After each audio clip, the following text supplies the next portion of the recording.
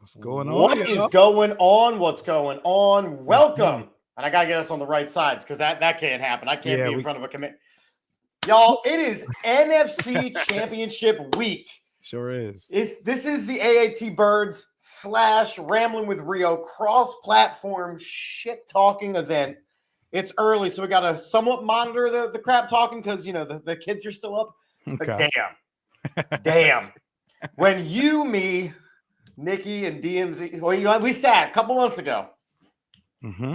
We were here, and you weren't so sure about your team yet. You were excited. Yeah, very. This is the preseason. Mm-hmm. And I said, no. The Commanders, they might be something. Be something. I think they're going to be a playoff team. And I got a couple goofy looks, and I said, the Eagles are definitely – I didn't hit them with the on paper. This time. But let me tell you, it's NFC Championship week. It is NFC East Championship. Damn right. I'm Chip from the AAT Birds. This is Rio from Rambling with Rio. What's up? We made it. Oh my. Wow. I'll be honest, like I kind of expected to be here, right? The team, once we got past, and it was funny because we did what, the quarterly show or the half season show? I forget which one we had. Mid-season. Yep, mid-season. And I said, you know, after the quarterly one, I was like, hey, listen, we got to we got to be careful because we're starting to see some repeats of some things, right? As far as the Eagles fan base goes. And then by mid-season, we were cooking. And we've kind of been cooking this whole time. Mm-hmm. We've been cooking with Barkley. And then there were the Commanders, step for step with us the entire damn season. It's crazy. We were leading the way for a while, man. We were at the top of the pack for a little bit. Then y'all took it off of us after that Thursday night game. You know, we had some banged up ribs we needed to get through, but we were ahead for a good part of the season, and then y'all ran away with it. Yeah, this was something. So let's start. You know, Rio, how did y'all get here? Talk to me about the journey of being a Commanders fan in the 24-25 season. I know, man. And by the way, real quick, shout out to all the comments. I'm going to try and throw them all up there as we go. But, oh, man, how did we get here? We used to pray for times like these. First things first, we got Daniel Snyder out of the organization. We fired the curse.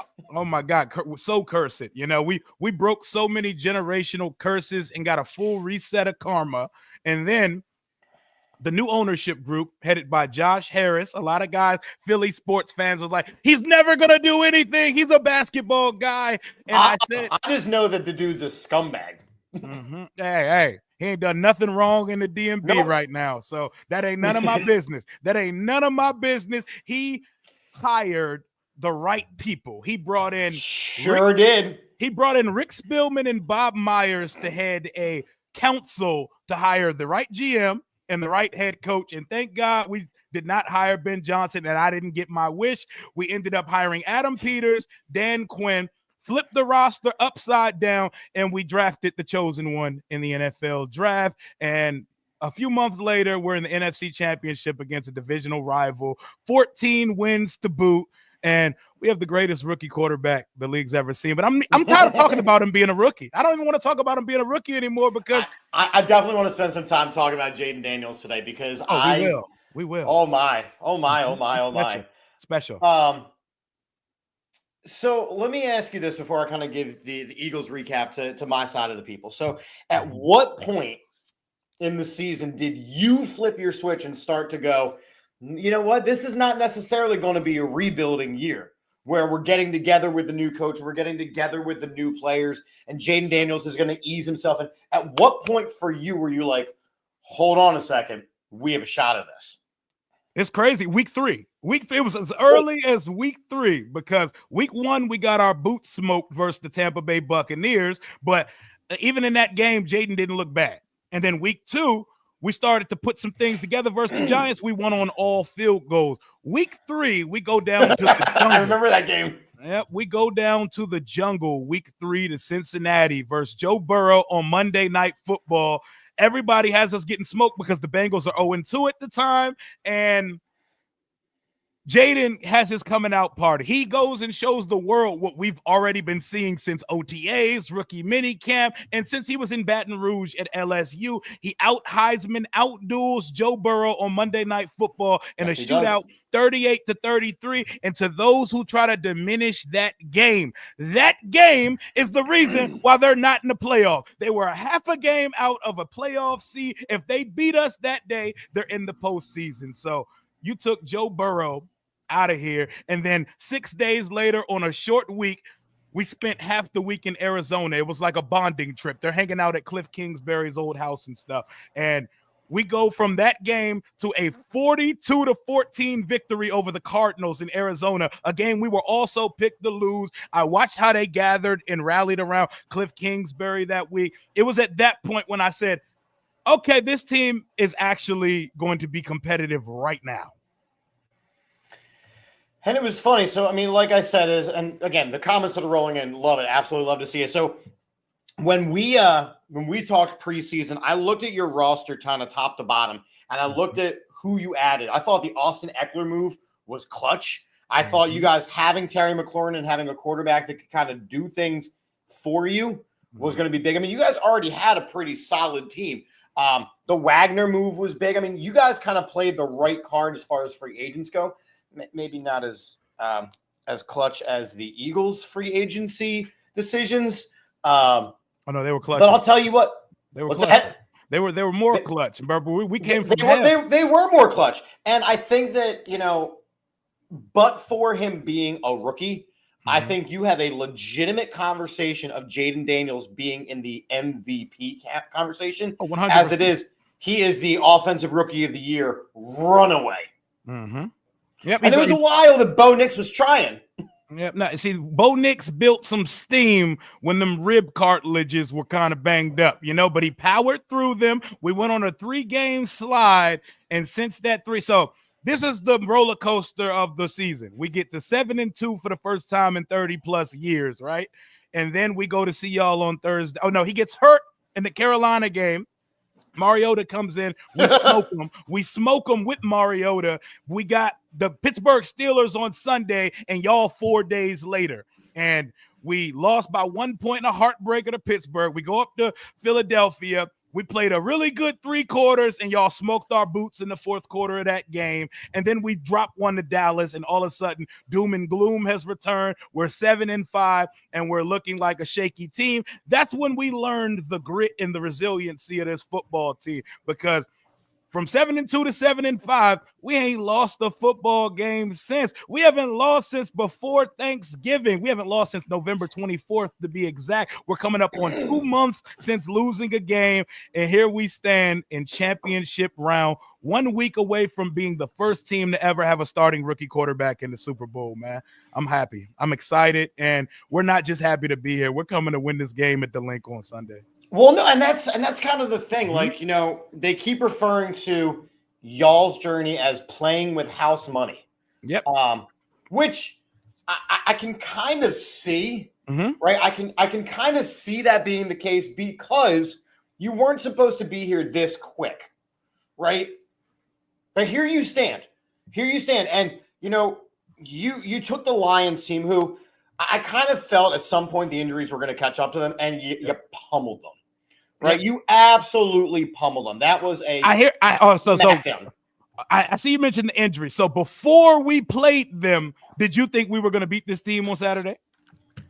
The Lions? Yes, before the game. No, you and your entire family. Selfishly, I did because I wanted to host. Okay. But did you think, that's your heart? Did your head say Washington's going to go up to Detroit and win on Saturday? I didn't know. Watching the way that Jaden Daniels has been playing this year and leading this team, watching the way that Dan Quinn has made this team really legitimate competitors, I wasn't sure. Like I said, the injuries I felt were going to catch up. I thought if anybody had a shot at it, it was going to be the Commanders. But I still thought the Lions were going to pull it out, and then they kicked off. Yep. And the game happened, and we put 45 on their head tops. And despite the fact that they gained 500 yards of offense and ran for 200 yards, we forced 5 turnovers, and we proceeded to only punt one time and drive on them the entire game, just like we did in the first round of the season. I'm interested to hear how we're going to slow this down this week. Well, let's talk about the Eagles' journey first, right? Because we're cross-streaming here. So you got your chance. The Eagles' season ended last year with a horrific losing streak where they all just forgot how to play football. Who? Against the Eagles. Who'd y'all lose to in the first round last year? I think, was it y'all? No, it was the Tampa Bay Buccaneers. I know. I can't relate. I can't relate because we beat Tampa Bay over here. But we can proceed. We shall. So we go again. We go to Brazil. We play the Packers, and it's a weird game, and you start to see the kind of leaning towards that. Are they going to choke? They do it in the second game of the season. Are they going to choke? Right? They get the wins, but are they going to choke? We have an early ass bye week, and in that early ass bye week, there is talk of skinning Nick Sirianni and firing his ass because of the continual slide, right? The slide was a problem. And then all of a sudden, the Philadelphia Eagles realized that, I don't know, Saquon Barkley is him. And you should, I don't know, let the MVP caliber running back run the ball behind one of, if not the best offensive line in football. Yep. And when they did that, all of a sudden, Saquon Barkley is a 2,000-yard rusher. You know, the only reason why he's not going to win the MVP is because of the brotherly shove, right? If he scores those touchdowns in the goal, in the red zone, he's a runaway MVP candidate. But as it is, it's a quarterback award. I still kind of hope that he's going to win the Offensive Player of the Year. He should, in my opinion. He'll get it. I think that that's kind of becoming a non-quarterback award, so I'm kind of hoping that that's what it will be. But again, this Philadelphia Eagles team kind of all came together.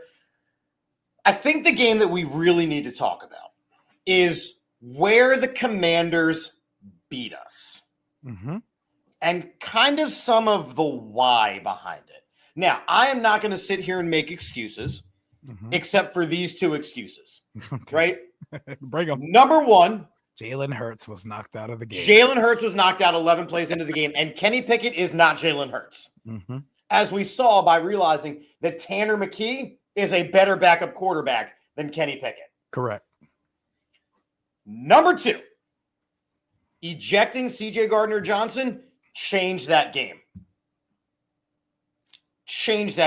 Now, I'm not saying that you guys wouldn't have won because I'm not that guy. Mm-hmm. I'm not that guy, but those are two things that were not characteristic of this Eagles team the entire season. Yeah. And we can't apologize for winning football games, Chip. No, and you shouldn't. You shouldn't. Because the biggest example of this, an entire NFL rule was curated after the 2022 NFC Championship. How many people did y'all apologize to when Brock Purdy and Josh Johnson were knocked out the game and the Niners didn't have a quarterback to play against y'all? Listen, a win is a win is a win. Mm-hmm. Y'all wore your hats, your T-shirts, and y'all went up to the Super Bowl and y'all held it down. Y'all didn't finish, but y'all went toe-to-toe with the Kansas City Chiefs. That's football. Sometimes guys get knocked out of game. Here's my thing. Y'all are the number 1 ranked defense in the NFL. Y'all have a top 2 roster in the NFL. Y'all can't hold it down versus a team that you're supposedly superior to. Why does a rookie quarterback have his best game of his career versus the number 1 defense in the league? Well, let's talk about that. All right. Mm-hmm. Jaden Daniels this season, 2 games against Philly, 46-71. Because Johnny was sending me stats. Johnny's my stats guy. You know that, right? 449, 6 touchdowns, 3 interceptions. Yep. Okay. So he has not done phenomenal against Philly. However, he did hold it down. When we ended up winning, we were up 26-10 on that Thursday night game. Let y'all score a little bit. Got a little garbage time touchdown at the end. Yeah, we got a little garbage time touchdown, right? Yeah, that game went into the fourth quarter in the 6th. That's also correct. Again, it's the idea of the Eagles not being able to finish games, right? So, and then in the Washington when you guys won, Pickett throws a terrible interception because, again, Kenny Pickett is not him. 21-7 and then 27-14 before C.J. Gardner-Johnson's thrown out. So, again, not making excuses, but the numbers do number. Now, as far as quarterback play goes, Jaden Daniels has been something completely different. Completely different. I will say the second season is where we really see things, right? You saw a massive drop-off with C.J. Stroud this year. It didn't help that all his weapons got hurt. All of his weapons got. Well, you can't help who's playing and who gets knocked out of a game, Rio. I believe you just said that, sir. Yep, that's the thing. And the second year is vital too. But circling back to that Eagles game, though, Jaden scored 5 times on you guys that day. He scored 30. He sure did. And the thing is, do you know how much points we left stranded because we turned it over 5 times? You know how irregular it is to score 36 points, 5 touchdowns, including the walk-off game winner at the end, despite 5 turnovers. That's 2 Brian Robinson fumbles. That's a De'Ami Brown fumble and 2 Jaden Daniels interceptions. And he still walked that defense down 5 times. Some of the best fourth down our biggest fourth down conversion of the season was 4th and 11. Going into the fourth quarter, there's seconds left in the third quarter. 4th and 11, he splits your entire defense and goes up the sideline for 30. I mean, Chauncey Gardner-Johnson is good.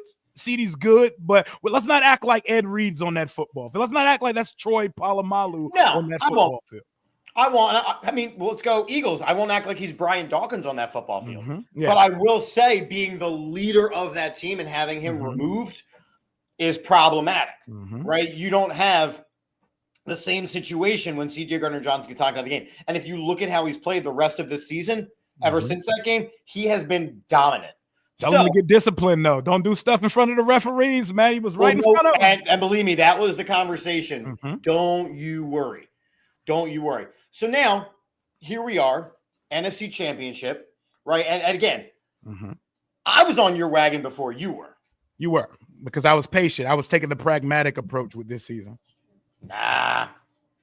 I was patient. I said 8 wins. I said 8 wins. That doubles our total from last year as long as Jaden shows me he's the guy. I didn't have you guys at 14, but I had you in the playoffs. I definitely had you in the playoffs. I was like, Jaden Daniels is going to be something special. I mean, he's an impressive young guy. However, how are y'all going to stop the should be NFL MVP in Saquon Barkley? Y'all not going to run the ball the 60 times. Y'all not going to run the ball for 60 minutes. And if it was something we were not used to, it would scare me. Saquon's going to get his. You can already pencil in 100+ yards and a touchdown, possibly a touchdown plus. We do this every week. Jahmyr Gibbs killed us last week.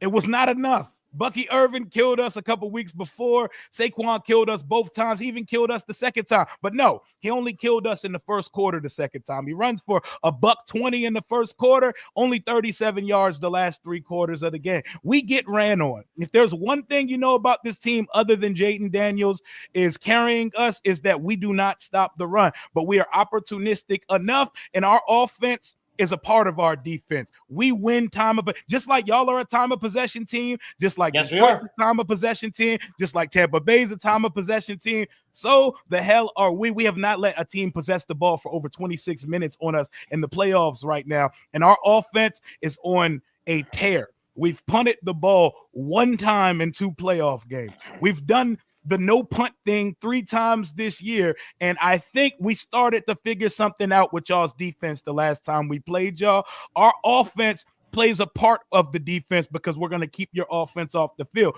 But number one's going to have to throw the ball at some point. Saquon not just going to run us through the whole game. And let's get into that. So obviously we didn't pass the ball as much in our game against the Rams because, there was a blizzard. The other quarterback did. The other quarterback did. Okay, but again, 28-22. He didn't do that until the end of the game. It was a close game. It ended up being a close game. The only time it was ever a doubt was when he turned it 28-22. It was a close. It was a 1 possession game most of the game, Chip. Look, it wasn't a Commanders Lions smackdown. All right, they put up 400 total yards, and most of that was through the air in the snow. So if one quarterback can throw in the snow, your quarterback can throw in the snow too. But the problem is, can your quarterback throw, Chip? He can. Part of the issue that Jalen Hurts has been having this year, and look, we've talked about it on our show too, is he is holding on to the ball entirely too damn long. Yep. Right? When the reason why Tanner McKee had such a good game, it was one read and a quick throw out. And if you let physical guys like A.J. Brown get the ball, they can make things happen. If you let a guy like Dallas Goedert get the ball, he can make things happen. And then what ends up happening is as you run the ball more, what ends up happening is Devontae Smith is able to sneak behind that team, right? But Jalen Hurts has got to be able to throw the ball. The blocking wasn't phenomenal. I'm going to say maybe because of the footing. I don't know. It was not our best offensive line game. Snow is stupid. Snow is terrible. It is the ultimate equalizer. It's not right. But again, this Eagles team, you're right, does need Jalen Hurts to throw the ball because it allows for the play action pass. And the other problem with the beginning of the season versus the middle chunk of the season is, yes, the zone read was absolutely a thing, right? The zone read is absolutely a thing. But design quarterback runs were not. Design quarterback runs shouldn't have been. And the more you allow Jalen Hurts to run, the more he's going to get beat up on. And you saw that. Part of the reason why he got the concussion, right? He ran, he got his head smashed into the ground, and all of a sudden we had Kenny Pickett for a week. Legally. That hit was legal, by the way. Agree to disagree. But the league didn't fine him, and they come back and they review the tape and they fine everybody. They fine everybody. It was a tackle. Frankie Louvu is not a dirty player. Like, I hate this narrative coming from you. Frankie Louvu is a good dude. He's not no dirty football player, man. I don't think he's a dirty football player. I think it's an aggressive game. It's a real football game. It's a competitive football game. And it's going to be the eyes of the world on the NFC East. You know what I mean? So it's let's really let's put on a show for them. All right. Oh yeah. Position for position, right? I want to break this down. I want to see, and then we'll get to our predictions, and we'll kind of see where this goes, right? So, starting with the quarterback position, who has the advantage? Oh, significantly us. I don't think it's close either, and I'm not even trying to be disrespectful. You don't have to. I agree. I think Jaden is not only the best quarterback in the division, he's the best quarterback in the conference right now. He's the best performing quarterback in the playoff, and he's at worst the fifth best quarterback in the league right now.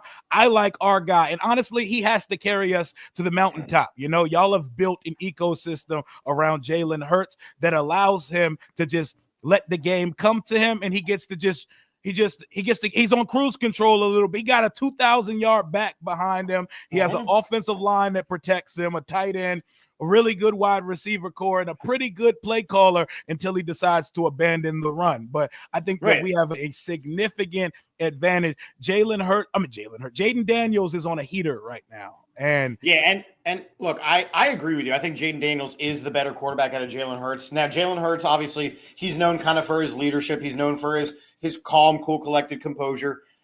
He's known for motivating the players around him and things like that. But you even said, he's got to be able to throw the ball, right? If you're going to represent the NFC in the Super Bowl, if you're going to get through this game, you got to be able to throw the ball. So I agree. Jaden Daniels is the more he's the better quarterback in this game, but then we move to the running back room. Oh, no, before we move to the running back room. So my thing with Jalen Hurts too is I want to see, does Jalen Hurts throw guys open? Does he throw with anticipation? Because it looks so simple and rudimentary when I watch Jalen Hurts play football. And go ahead. And that's kind of the thing. So there was all the talk about there was the 1 week where he didn't throw the ball at all, and the media got on his ass. And then the next game he threw for 300 some yards. It was crazy, like 290. And then then it's been 6 weeks since, and we ain't touched 200 yards since. And he gets in the room. He's like, "Isn't that what you all wanted to see?" And what he did in that game, like you said, is he allowed his athletic receivers to go get the ball. Right now, he's holding on the ball, waiting for them to get open, rather than, like you said, throw them open. And that being timid right there is what's going to hold the Eagles' passing game back. You know what I mean? Mm-hmm. I saw this Queen Sheen as it came up. No, there's no drama in the locker room. There's no drama in the locker room. That team, there's not. You can talk about the A.J. Brown reading a book. He does that everywhere. He just got caught on camera with it, and now the book's a #1 bestseller. The author was at the last game. Like, is there no drama, or is it that y'all are winning? You know, if the shoe goes, winning cures all. Winning cures all. Mm-hmm. We know that winning cures all because think about it, the Dan Snyder area, right? Yep. Oh my God. There was always drama. Don't remind me. He literally got coaches from other organizations fired. Oh my God! Please, I don't even want to talk about that guy. Right? I wonder what he's up to. Wonder what he's up to these days. Not coaching the Commanders. not owning the Commanders. All right. So, and by the way, yes, everybody who's in the chat, yes, I'm hitting the heavy stuff at the Capri Sun. It's the Pacific Cooler patch, y'all. All right. Moving to the running back room. Running back room. I mean, the Eagles have the advantage. Only because of Saquon Barkley. Now, with that being said, Austin Eckler, Brian Robinson, those are two really good running backs. But Saquon Barkley, I mean, I do appreciate the Giants so much for letting us have him.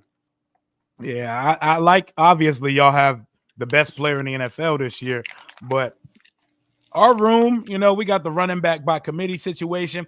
We didn't have Eckler the second time we saw y'all, and that was huge because Eckler was the whole offense the first time we seen you. You know, he had like 90 receiving yards. We were moving up and down the field just because of Austin Eckler. So we needed him that second game. He was huge last week versus the Lions. In minimal touches, he always makes things happen. He moves the chains, and he allows us to do our two-back set with him and B-Rob on the field at the same time, and that adds confusion to the defensive side. Y'all definitely got it at running back, though. We don't even got it. And I like this one. You know, don't sleep on Kenny Gainwell. Kenny Gainwell has been a huge spellback for the Eagles. I mean, he's our third down running back. You see him a lot in passing situations. I mean, he really has been doing a nice job when, you know, they're taping up Saquon Barkley when he's, you know, tired from running 75 yards down the field. Like, that's what it is. Well, yeah, but yeah, running back, y'all clearly have the advantage, but it's all good, man. Our running backs just got to do enough, man. They just got to do enough. Wide receiver as a group. What you got here? I mean, y'all have not yet seen playoff De'Ami Brown. Playoff De'Ami Brown has taken off in a way that he has not taken off in his 4 years here. You got a little piece of it last time we played y'all. He burnt Slay up the sideline when we were backed up against our end zone for about a 40-yard gain. But playoff De'Ami Brown is something a lot of people will not be familiar with. We know what Terry's doing. Terry's having a career year, set the franchise record for touchdown receptions, finally got his recognition as a second team All-Pro like your guy A.J. Brown. But outside of Terry and De'Ami, you know, it's a mixed bag of we'll see each week. Olamide Zaccheaus is banged up right now. You're welcome for him, by the way. You know, he had 2 tutties last time we played, y'all. Jamison Crowder's old, but he can get active a little bit when we need him to. And Luke McCaffrey is, you know, he's a nepotism kid, but he works hard, he blocks, and we don't have much in the wide receiver room, but we make it work though. We make it work. And that's kind of the equalizer, right? So we have the bigger names in the wide receiver room. You know, A.J. Brown, Devontae Smith, hell, Jahan Dotson, right? We borrowed him from y'all, and he's kind of been playing a little bit. So, but the issue is, can we get them the ball, right? It kind of goes back to the quarterback conversation. You guys have less, but are doing more with it. We have more, but are doing less with it. Because this guy, man, it's nice to have a quarterback, man. I think if you're going position by position, the Eagles have the advantage. I think if you're going offense as a whole, as far as wide receivers go, you probably would get the edge just because of how good Jaden Daniels has been with his receivers. I'll take that. Y'all clearly have the names, y'all have the production as a group, but just the way that we operate this offense, everybody or anybody can eat. Everybody and anybody can eat. And boy, before we get to the tight end position, we have revived Zach Ertz here this year. You're welcome for one of the greatest tight ends in Eagles history. He's coming. Tight end room. I kind of have it as a wash. Goddard's good, but I don't think he went crazy or anything this year. But Zach Ertz is really all we got. John Bates is a good blocker, and we don't really play Ben Sinnott. But Zach Ertz had a season, man. 60 catches, almost 700 yards. He's caught 8 touchdowns. But that's a rookie quarterback's security blanket. It is. Right? You look at any real rookie quarterback, and if they've got a good tight end, that's going to be the fail-safe. So I'm not surprised. Like, even when Ertz was here, he was Carson Wentz's fail-safe. He was Jalen Hurts' fail-safe. Like, that's just kind of what it is. Goddard is a good tight end. He's known for one bad drop a game. I mean, it kind of just happens. However, he's starting to get better with the yards after catch. I mean, he face-palmed the guy 3 times on his way to the end zone. Yep. I think I do kind of see it as a wash because Zach Ertz a lot of the time doesn't get the yards after the catch, but he's very sure-handed. Dallas Goedert can kind of get the yards after the catch, but he's not as sure-handed. So for me, it's equal here. Ertz has been a godsend. First of all, him and Jaden are really close. He loves Jaden, and Jaden loves this guy, man. I can see why you guys love Zach Ertz so much. He's been and he's a great guy.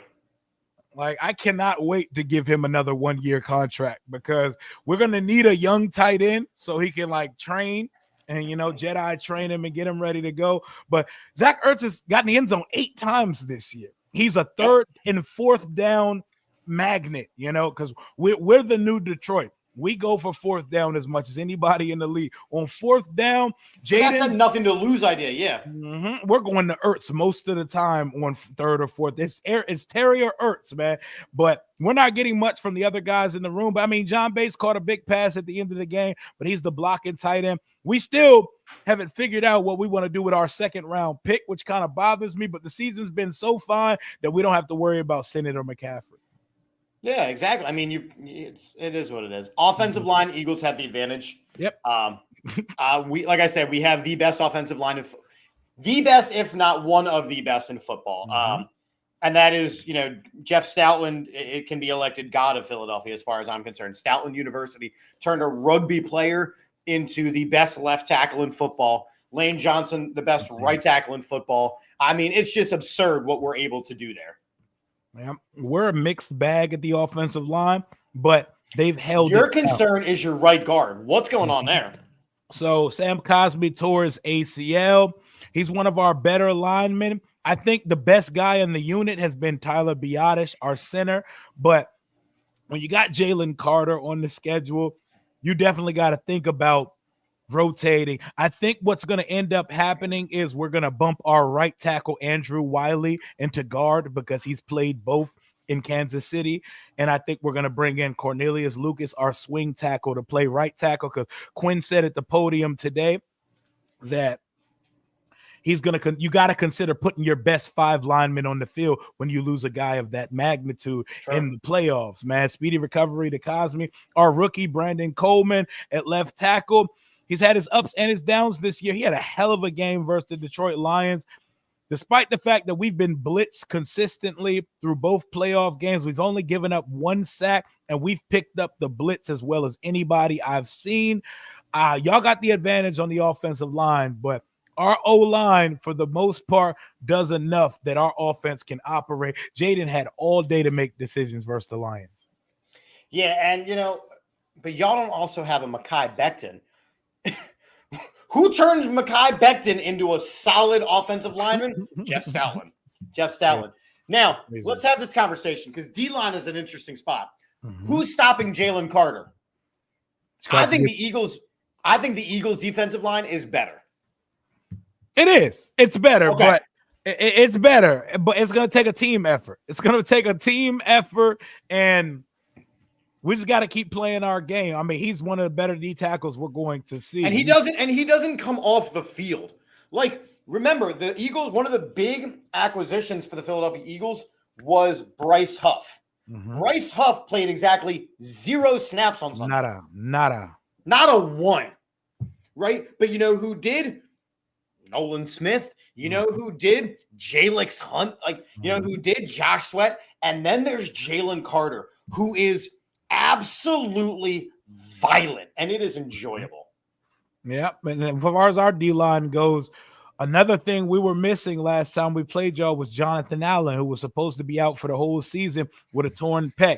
Jonathan Allen versus the Lions last week played as well as I've seen him play since his contract season. He was flying all over the place. He was pressuring Goff. He was getting in the backfield in the run game.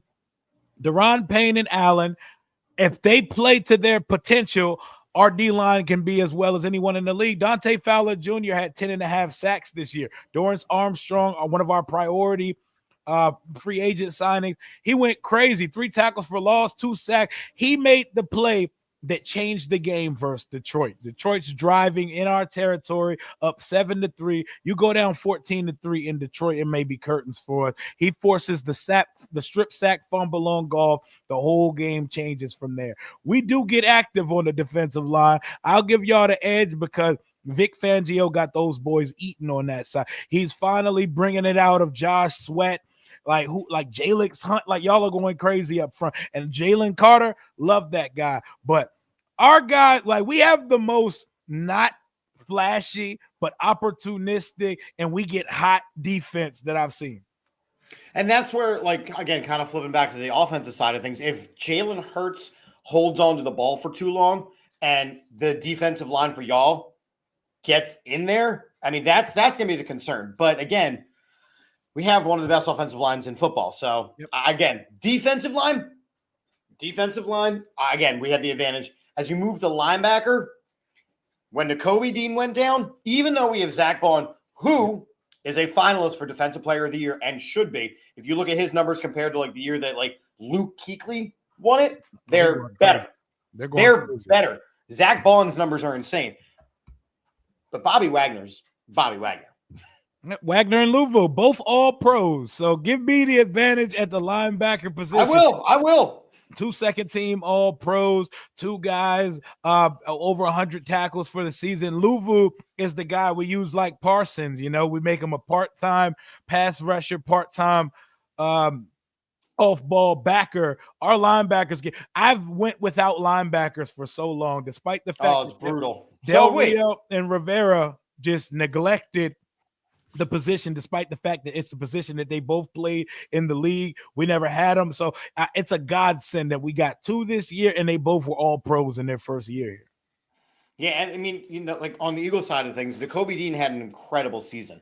You know, losing him to an injury, I think it's kind of devastating to the team. But with that being said, you guys have the advantage even with Nakobe Dean playing.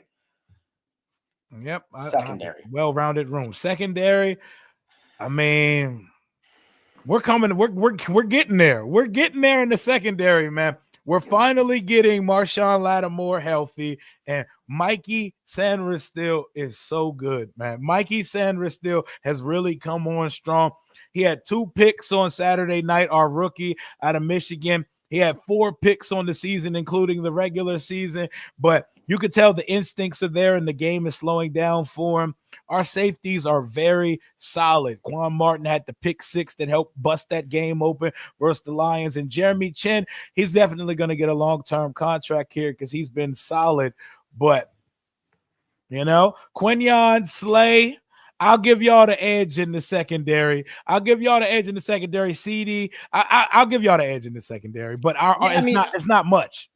It's not much. I think that Darius Slay's technique is really good, but I don't know if he's got the speed to cover. Quinyon Mitchell has been lights out all season. If he has 1 or 2 interceptions in the regular season, he's the defensive rookie of the year. But because he didn't have literally any, CJ kept stealing his interceptions when they were up there. So I think that's going to not allow him to be the defensive rookie of the year. You know, you're forgetting about my man Cooper DeJean, who kind of came out of nowhere. CJ Gardner-Johnson. Reed Blankenship is an assassin back there. So Eagles have the advantage as far as secondary goes. I mean, special teams, we all suck. Our kickers are terrible. They both stink. Yeah, we've been through 6 this year. I love Jake Elliott, but all of a sudden, dude has forgotten how to kick extra points. Yep. Which could have cost us the game, right? You guys won a game with all field goals. Yep. So if it Special comes down to teams is special awful, teams, just have the Bills and the Chiefs play again in the Super Bowl. Just if that's what it's going to be, then just don't send either of us. All right. So that takes us to, we've gone position by position. We'll go coaches. Who's got the advantage there, and then we'll do the prediction thing. Let's do it. Who you got as far as the better coach goes? Dan Quinn, baby. Let's go. Give me Dan Quinn. That is a leader of men. He should have a ring on his finger, but he does not. But it's okay. We're coming back to kill some of those demons that he had in Atlanta. Give me DQ. I think he's a better leader of men. I think he's assembled a phenomenal staff, and he's only been here in year one. I don't think Nick Sirianni could walk into any building and have the team this prepared in his first year there. Except he did. Nick Sirianni's gotten us to the playoffs every single year of his tenure. And y'all were in conference championship weekend, or were y'all one and done when y'all went to the playoffs that first time? No, we snuck in and got our asses spanked by Tom Brady and the Bucs. The following season, we went to the Super Bowl. Yep. Nick Sirianni is somehow going to, if he wins the Super Bowl, he's going to go down as the best coach in Eagles history. I like the guy. I think he's absolutely insane. He's unhinged. We're going to go with that. I mean, he obviously is a leader of men. Same thing. The guys love to play for him. The Eagles fans tolerate him as much as they tolerate any coach. I think y'all got us. I think y'all got it at DC. I think we got it at OC, and I'm taking DQ over Sirianni. All right, so let's get to it. We got predictions to make. You, sir, what you got? Okay. We're punching that ticket to New Orleans, baby. Super Bowl 59. Washington's coming into Philadelphia 30-24.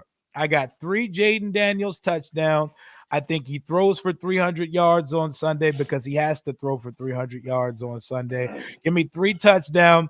Give me 49 yards on the ground, 30-24. And when we get to 6:15 Eastern Standard Time, it's going to be silent in the link, and the only sounds you're going to hear are the music coming from the locker room as we put hats and T-shirts on, baby. Let's go to the Super Bowl. Well, it's nice that you have your delusions. It's nice that you've had this season, but as I said to you in the text message, I called you Cinderfella for a reason. And your time, it's about to run out.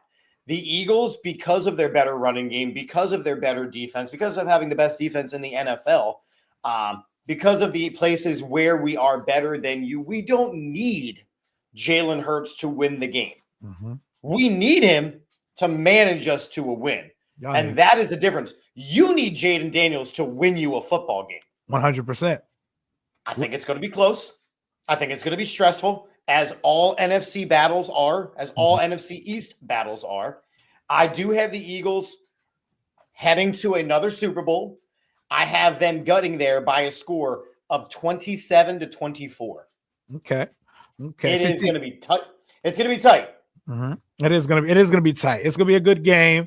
And my thing is, this is different than the last 2 times y'all went to the NFC Championship. This is not Case Keenum, and this is not a quarterback-less 49ers team. And I think the ultimate equalizer in the postseason is if you have a special quarterback, and he carries, and that energy reverberates throughout this roster. We're out kicking our coverage. We're shooting we're punching up because this team believes, this team is well prepared, and this offense executes so flawlessly under Jaden Daniels, man. Y'all got to stop us too. As a matter of fact, y'all got to stop us because our offense is performing as well as any in the playoffs right now. Yeah, but I hear you when you say that. I hear what you're trying to speak into existence. But y'all played a team. We played we beat the best team in the conference. But that's not the best team, right? They had the best record. They were the best. They were not the best team by the time you got to them, right? You guys went against a corner who had played, 3 snaps in his NFL career? I do not care. That's a 15-2. That's the best offense in the NFL, and we outplayed them Saturday. Their offense is better than yours. Defense, sure. Their offense is better than yours, and we outscored them on Sunday. Okay. Everybody, I just seen the same Lions team beat the dog shit out the Minnesota Vikings a couple weeks ago. That is the number 1 seed in 95% of the world outside of the DMV. Yeah, but the Minnesota Vikings were led by the great pretender in Sam Darnold. Okay, but everybody in the world said we were getting smoked, and now we're talking about injuries because Washington put belt to ass in that stadium last week. We beat them boys by 4. We beat the number 1 seed by 2 touchdowns. That's a blowout victory on the road. We're not gonna take away from that. No, we're not. Like I said, going into the game selfishly, I wanted y'all to win so we could host. That was always the goal. And I wanted this rematch. I wanted this battle. So here we are. You guys have you have your team winning. I have my team winning. And there we go. So we're going to see. We got some time. I love the comments rolling in. I'll take my shots. I appreciate it. You taking your shots, you got to appreciate it too. I love the fan base. So you have what coming up this week? Because you still got a whole bunch of streaming to do. Oh yeah, I'm about to go live again at 7:30 with Philly 500, and I'll find some more content to do over the next couple of days. I'm hopping on a couple other channels, and Sunday I'm streaming all day watch party for the game. I cannot wait. I'm so ready. I can't breathe. I want it to be Sunday already. All right. And again, he's over there. He's rambling with Rio. I'm Chip. I'm from the AAT Birds team. We will be going live on our network tonight doing our official Eagles preview show where it's a lot of Eagles things, Eagles only. Appreciate I'm a somewhat decent Phillies Eagles fan because, I understand the same dude. My guy. I understand what a Eagles fan tends to be. How my own mother is a delusional Eagles fan. So I get it. But that's where we're at. So I appreciate you, Rio. I don't want to talk to you for a couple of days, but I appreciate you. Just remember, we can talk our shit in the NFC East pod room that we have on Instagram because they are just terrible. They're terrible. I love talking my shit in there. I love it there for them, man. I love that their teams have gave us what we need to go to conference championship weekend. They gave y'all Saquon, Kellen Moore. I got Dan Quinn, Dorrance Armstrong, Dante Fowler Jr. I love it here for us, man. That's wonderful. All right. I'm Chip. We're going to say a little go Birds. Do your thing. Hell yeah. Hell to the Washington Commanders. Y'all already know the vibes. It's not personal, Chip. It's just business. Oh, it's all love. It's all love. Yep, it's just business. It's just business on Sunday when Jaden makes that whole stadium puts it all in silence on Sunday. Listen, it's all love, but you know what? It's all brotherly love. Peace. We out of here.